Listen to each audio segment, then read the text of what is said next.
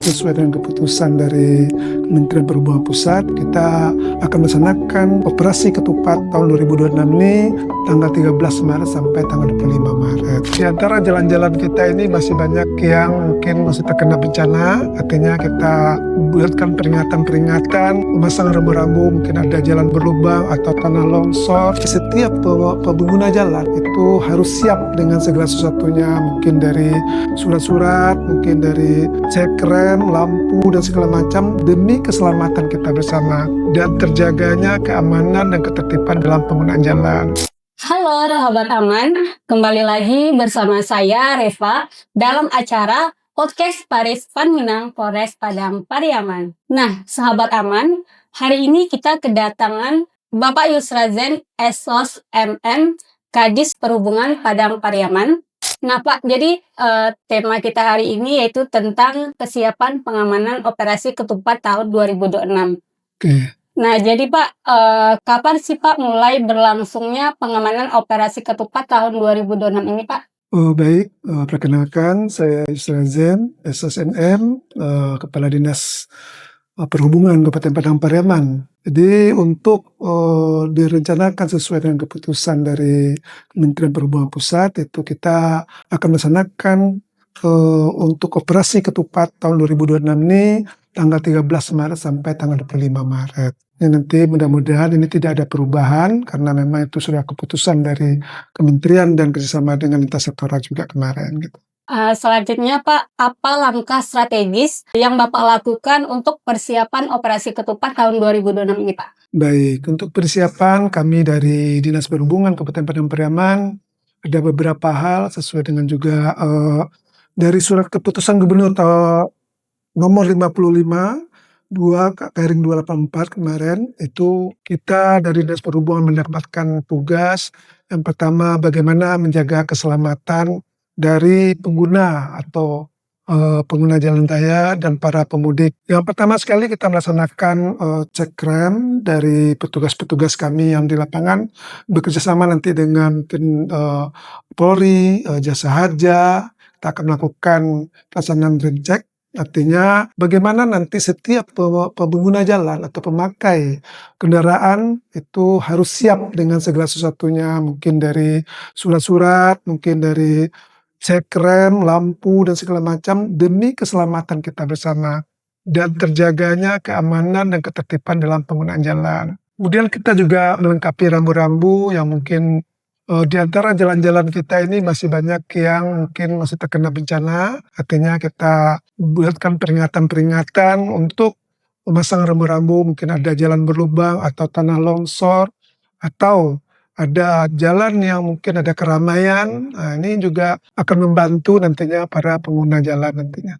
Kira-kira berapa banyak personil yang terlibat dalam operasi ketupat dari Dinas Perhubungan Pak? Sesuai yang kami sudah keluarkan surat tugas kemarin, itu ada sekitar 44 orang untuk 7 PAM, 7 pos-pos yang akan ditempatkan.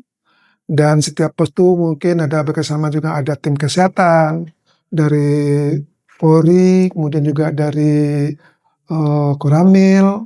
Artinya kita berkolaborasi untuk mengamankan pemudik-pemudik yang akan menuju ke tanah kampung halamannya, dan kita juga harapkan sama-sama kita menjaga keamanan ketertiban sehingga pulang kampungnya disambut dengan senang dan bahagia sesuai dengan moto yang kita dapat kemarin, mudik aman, keluarga bahagia.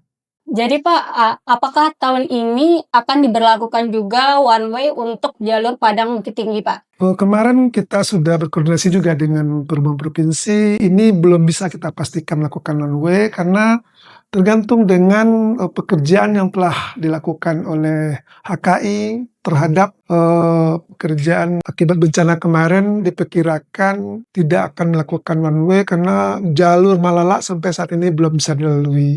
Namun kalau ada percepatan nanti mungkin bisa saja kita lakukan one way. Namun untuk sementara diperkirakan untuk Lebaran ini kita akan melakukan pembagian jam antara Pembagian jam ya, Pak. buka tutup, misalnya dari Bukit Tinggi arah Padang dikasih jam sekian sampai jam sekian, mungkin dari Padang ke arah Bukit Tinggi jam sekian sampai jam sekian. Itu untuk sementara. Jadi Pak, bagaimana himbauan dan ajakan kepada masyarakat pengguna jalan raya dalam menyambut arus mudik dan arus balik Lebaran tahun ini nih Pak? Nah, ini kami ajak para masyarakat atau para perantau yang akan melakukan perjalanan mudik, siapkan segala sesuatunya, baik kesehatan dari sopir atau pemakai kendaraan, termasuk juga seluruh surat-surat kendaraan, kemudian terhadap mesin kendaraan, ban segala macam harus kita periksa dulu sebelum kita melakukan perjalanan panjang, mungkin dari Jakarta mau ke Padang atau sebaliknya nanti. Jadi kita harapkan patuhi rambu-rambu karena memang perjalanan kita melalui jalan darat ini sangat banyak jalur-jalur kebencanaan dan jalur-jalur kemacetan.